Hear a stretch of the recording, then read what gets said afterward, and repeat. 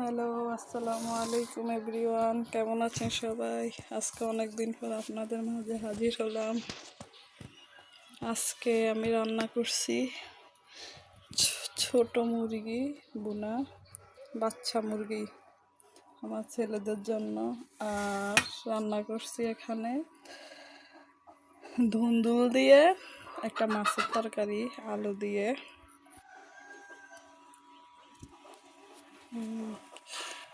আর আরও একটা জিনিস রান্না করছি, আপনাদের কার কাছে কেমন লাগে জানি না, এটাও আমার খুব পছন্দের একটা খাবার। গ্লাসটাই আটকে গেছে। করলা ভাজি। কে কে করলা ভাজি খেতে পছন্দ করে অবশ্য জানাবে। আমার কাছে অনেক ভালো লাগে খেতে। এ হলো আমার আজকে রান্না বান্না। আর কি, সবাই ভালো থাকবেন, সুস্থ থাকবেন। আবার দেখা হবে নতুন কোনো ভিডিওতে। আল্লাহ হাফেজ।